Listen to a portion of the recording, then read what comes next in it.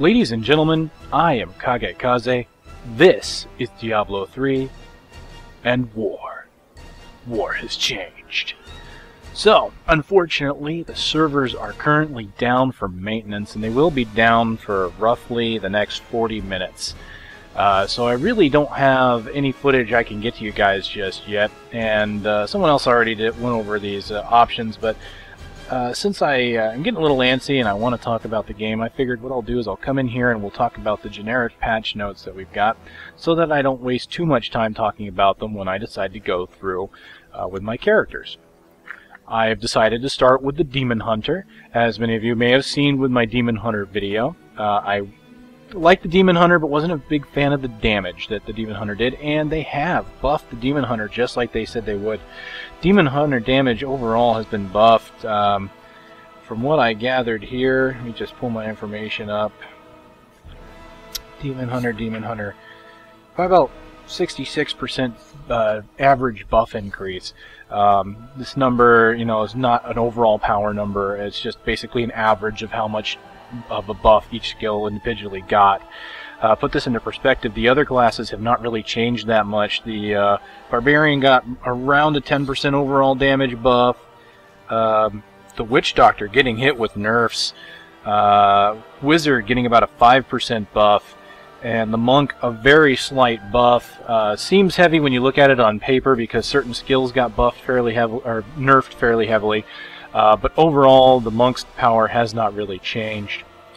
So we'll be going over that. So for now, since we don't have a class to go through, I'll just go through some of the general changes, and I'll be going through the UI changes once I get into the playthrough. Those are significant. If you haven't read the posts on Blizzard's site, I recommend you do so. Massive changes there. Across the entire UI. Runestones finally available for us to test in the beta starting at level 6, so I will be killing as much as possible when I get in, especially since characters have been wiped. I do not have experience gear, so we're going to have to go through, find every monster we can and kill them so we can get as many levels as possible, as quick as possible. So in general, I know some of you might have gone over these, but I'll just go ahead and show you some minor changes here. They actually have frame rate limiters in the game now. If you've played World of Warcraft, you may recognize these. Background and foreground FPS. So you can actually throttle your FPS in the game if you want it to go higher than 100. Previously, when I was playing with Fraps on, my FPS capped at 100. As you can see, it's default at 150. It goes up to 200.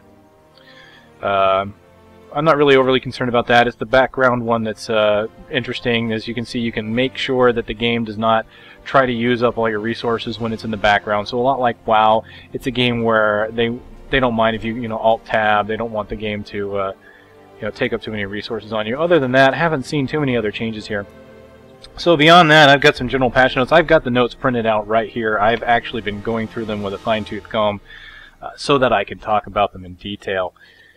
So of course we have all the characters have been wiped across the board, and part of that is they've supposedly fixed the achievement system. We should be able to get all our achievements now. The bug where I couldn't get the killing the elite monsters, I also noticed that I had gotten the achievement for picking up gold, but it didn't award it to me, so I'll be looking forward to that being changed.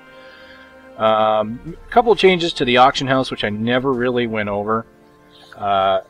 Mainly because it's not something I'm overly interested in. I think it's a good idea. Haven't really gotten into the real money auction house.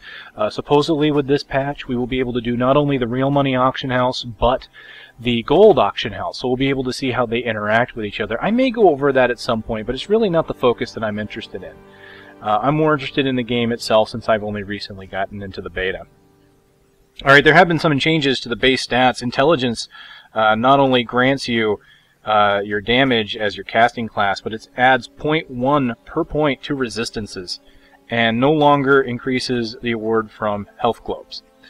So they've taken the health globes away from intelligence, but made it so that casting classes, since they do get innate intelligence, will be able to get some resistance to elemental stuff now.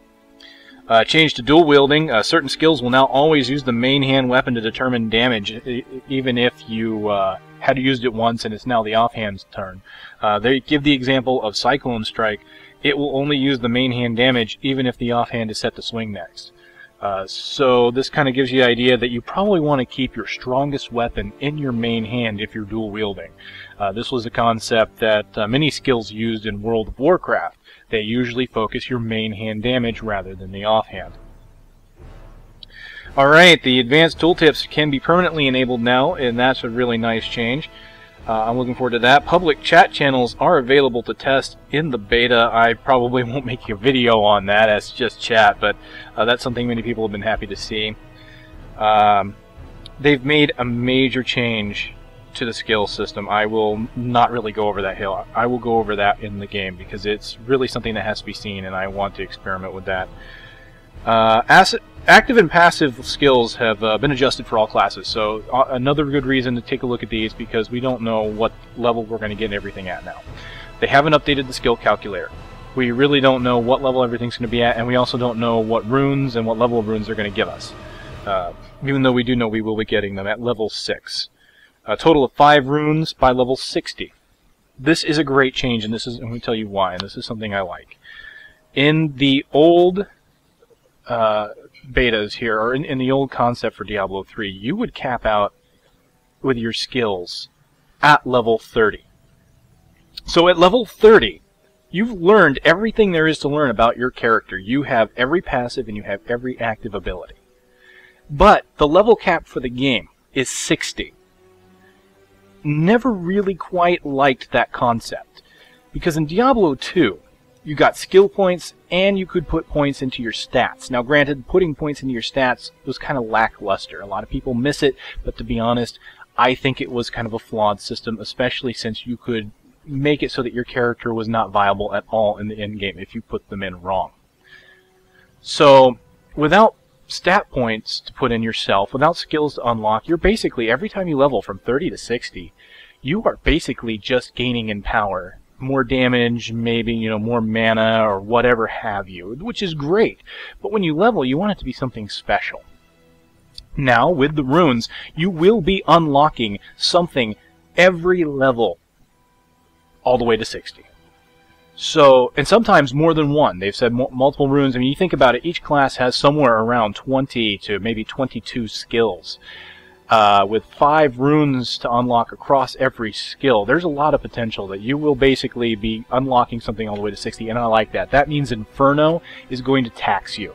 You're going to get everything at 60, and then finally all you have to do is get gear in Inferno. Alright, they've broken down character slots into categories this time around, and what I want to tell you is not to worry about this too much. I can't show it here because I'm not logged in, but under gameplay, they're locking your abilities now to your left and right mouse buttons. I'll go through this in detail later. Your left and right mouse buttons and your 1 through 4 skill slots will be locked down to very specific type of abilities. This is kind of the learner mode, or the hand-holding mode, you might call it. But you can turn it off. Much like the advanced tooltips, you can tell Diablo 3 that you want to play your way and it doesn't mind. So what Blizzard is really trying to do is make it really easy for someone that hasn't played this type of game before to get in and see what different kind of abilities they have, and possibly give them ideas for making a build of their own before they venture off and go into advanced modes that we might be used to.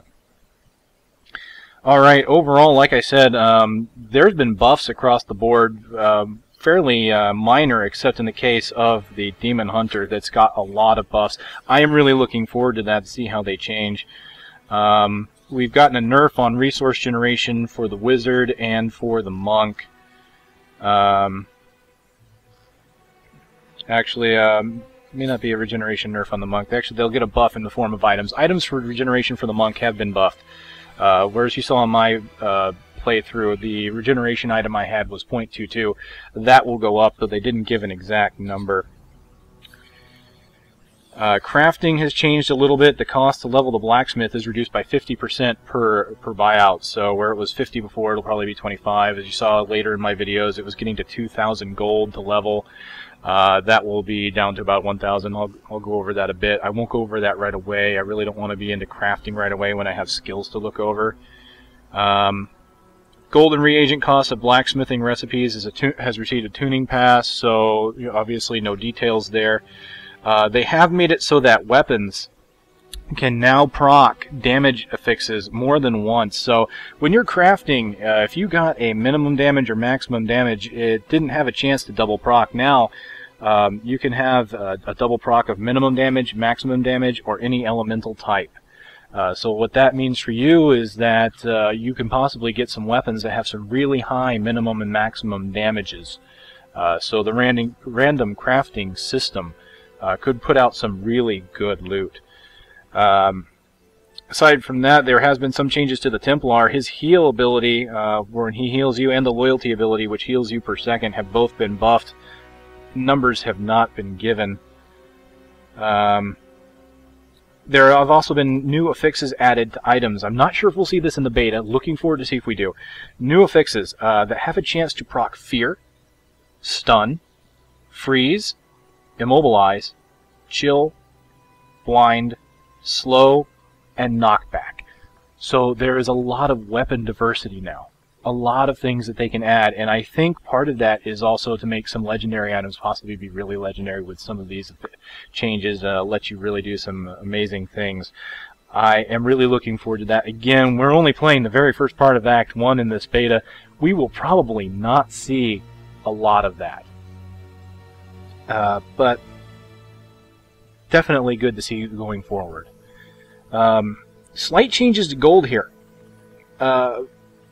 White items, well, before I get to that, slight changes to gold here. The vendor value of items, overall, not just white items, overall, has been reduced.